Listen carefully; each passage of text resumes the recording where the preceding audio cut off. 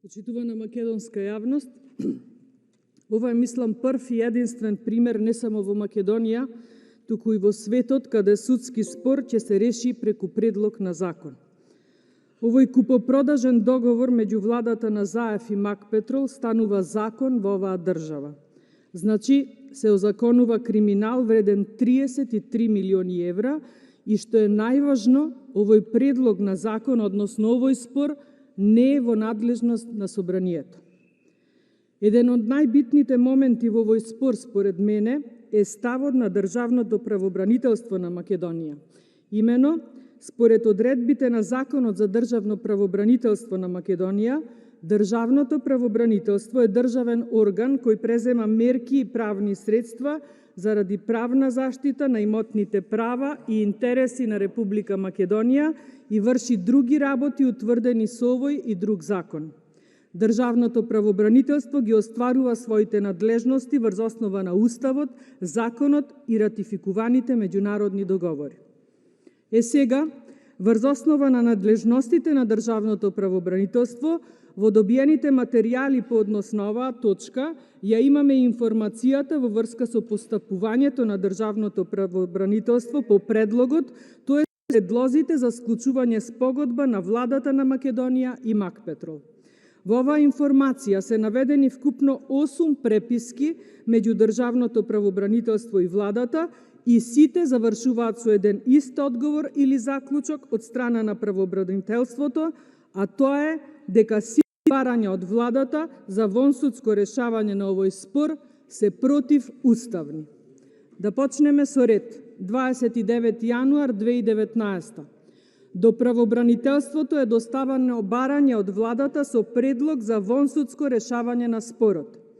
На 8 февруари правобранителството и укажува на владата дека постои трет предмет пред Основниот суд Скопје по тужба на АД Гама против владата за надомест на штета во износ од 65 милиони 25.555 денари и дека доколку владата се одрече од тужбите и тужбените барања, вклучувајќи ги законските затезни камати за 2006, 2007 и 2010 година, тогаш владата ќе биде задолжена овој износ да го плати.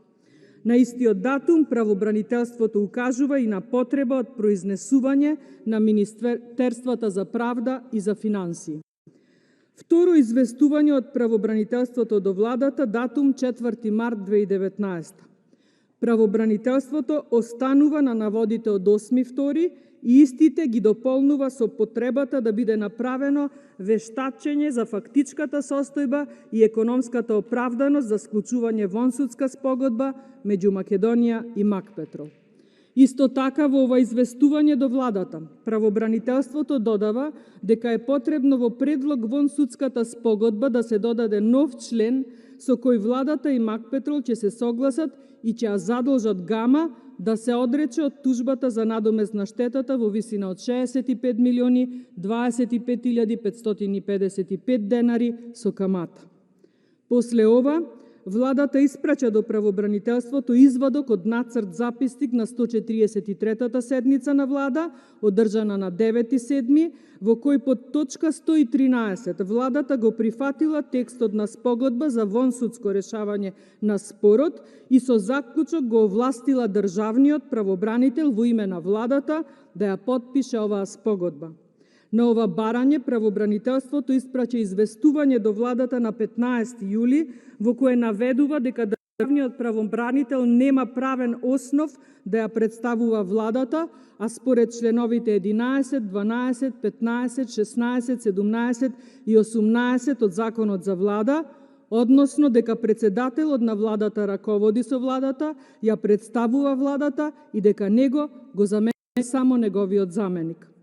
Исто така, овде правобранителството потенцира дека оваа добиена предлог спогодба од владата не е иста со првата од 29 јануар, на која имаат одговорено на 8 февруари, односно дека во првата предлог спогодба од 29.1 стоја, цитирам, влада на РМ, застапувана од председателот на владата на РМ Зоран Заев, затворен цитат, а во оваа втората од 11 јули стои, цитирам, влада на РМ застапувана од Државното правобранителство на РМ, затворен цитат. Понатаму, до правобранителството се доставува извадок од нацрт записник на 146-та седница на влада, одржана на 23 јули 2019, во кој под точка 72 владата го изменува заклучокот донесен на 143-та седница од 9 јули и истиот гласи, цитирам, се овластува државниот правобранител во име на владата во рок од 3 дена да ја потпише спогодбата, затворен цитат. По ова, правобранителството на 25 јули испраќа допис со кој уште еднаш укажува дека владата нема правен основ да пренесува овластување на раководење и представување од владата на државниот правобранител. 1 август 2019. Правобранителството прима обична пратка оставена во поштенскиот фах без пропратно писмо, спогодба за вонсудско решавање, која спогодба се разликува од претходно доставената.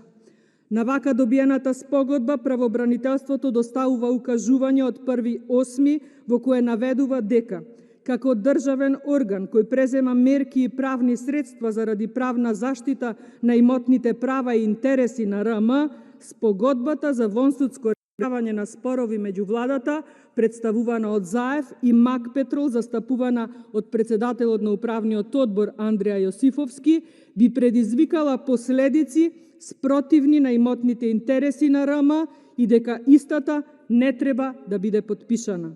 Основ за ваквото укажување што се поставува прашање за законскиот основ со кој владата се откажува и одрекува од влогот во гасоводниот систем, кој влог од 51% е понуден од МАК Петрол, истиот прифатен од владата. Сепак и покрај сето ова е договорено и прифатено од страна на представникот на владата. Конкретно, повлекување на сите судски спорови и престанок на сите постапки, како и купувањето на уделот од МАК Петрол требало да се реализираат до 25 декември 2019. Ова е, почитувана македонска јавност, криминалот за кој ви говориме и кој владата и покрај сите укажувања на државното правобранителство и покрај нашите реакции си останува на своето и овој спор го преточува во закон кој парламентарното мнозинство ќе си го изгласа и со тоа ќе си го озакони криминалот тежок 33 милиони евра и ќе си го озакони незаконското работење на премиерот Заев.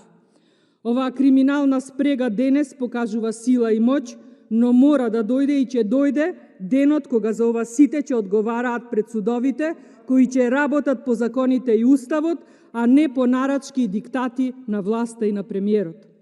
Јас дури во оваа пригода или во оваа пародија од држава предлагам за ова да го кандидираме несудениот Нобеловец за повтор пат да се обиде да добие Нобелова награда, ама овој пат од областа на правото. Ова значи дека сите правници, адвокати, судии и професори на правните факултети во Македонија можат слободно да си ги фрлат своите дипломи. Со ова, владата на Заев станува суд над судовите, а Заев правник над правниците. Со овој пример веќе нема да се има потреба од правосуден систем во Македонија. Заев станува главниот судија. Зоран ги надигрува судовите во држава, истите оние кои треба прво нему да му судат. Ова е пример за најголемиот криминал не во деценијата, туку во векот и повеќе. Овој пример е директно за студиско проучување од повеќе аспекти. Овој пример докажува колку владата на Заев е во очај и немоćна да биде пример за защитување на државните институции, законите и уставот. Со овој пример, секој што си имал подолгогодишен судски спор, ќе може на ваков начин да си го реши, се разбира под еден и единствен услов, да биде на страната на Заев и криминалот. Затоа, колегите од ова парламентарно мнозинство добро нека размислат, имаат се уште време за тоа и конечно нека решат дали ќе застанат на страната на правдата во оваа држава или ќе останат запишани како соучесници во еден ваков криминал на векот. Зашто бидете сигурни дека Зоран Заев 2 пати аболициран за криминал, брзо ќе заборави нас кога ќе дојде време да одговара за ова. Исто како што заборави дека се колнеше во сопствените деца, како што заборави дека во името на правдата ги уништуваше државните институции, како што заборави на народот кој го гласаше, како што заборави дека Република Македонија е неговата родна земја. Одберете дали ќе бидете соучесници или ќе сте вистинските борци, ама за вистинската правда. Ви благодарам.